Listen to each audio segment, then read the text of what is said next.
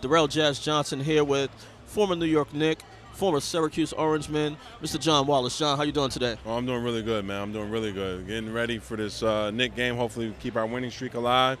After that, I'm heading up to upstate for the Syracuse first-round game tomorrow. So since you mentioned Syracuse, what are your thoughts on their chances in the NCAA tournament this year? Well, I love our chances. I love the fact that Jeremy Grant's back now. He's back healthy. We have our full team. We're back at full strength. And I just can't wait to see how we come out and play tomorrow. You had a phenomenal run in the NCAA tournament. When it's March, when the tournament is about to start, what type of thoughts do you remember from playing so well in the tournament? Just being so focused and approaching every game like it could be your last game, because it really could. And once you have that mindset, your attention to detail is heightened, and you just want to make sure that whatever, personally, you've done everything you can do to win the game for your team. Phill Jackson became the president of basketball operations, or president of the New York Knicks yesterday. What are your thoughts on that move? It's a great move. I mean, when you bring a guy with that kind of wisdom and that kind of championship pedigree, it only can help. You know, so once he gets all his pieces in place, I love what's going to happen here in New York, and I'm looking forward to it. What type of message does it send to other NBA teams, to NBA players, when Phill Jackson is here? That you want to come to New York? Come on, baby. If you want to come to New York, come. If you want to win, we got Phill here now. We got Mr. 13 ring. We here, we ready, and we're looking forward to it, man. Come and jump on the bandwagon before it's too late. All right, so heard you talking about boxing. Did not know you were a huge boxing fan, so let's talk a little boxing. We got a lot of big fights coming up. What are your thoughts on Manny Pacquiao going against Timothy Bradley? Well, honestly, I thought Pacquiao won the first time, but Bradley's work rate cannot be denied. The guy's relentless.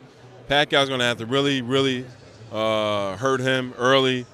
The Provodnikov fight made me a Bradley fan. I wasn't a Bradley fan before that fight, but man, he showed me something that fight, and I think Pacquiao's got his work cut out, and if he don't beat Bradley this time, it could be career defining. We have Floyd Mayweather taking on Marcos Maidana in May. What are your thoughts on that fight? Well, Floyd's untouchable. Floyd's the greatest.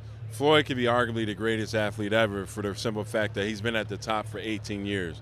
Name another athlete that's done that. Not even the great Jordan.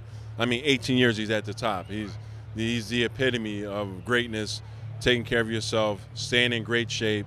I mean, what else do you say? I mean, Madonna's tough, but Broner is like not even a poor man's version of Mayweather.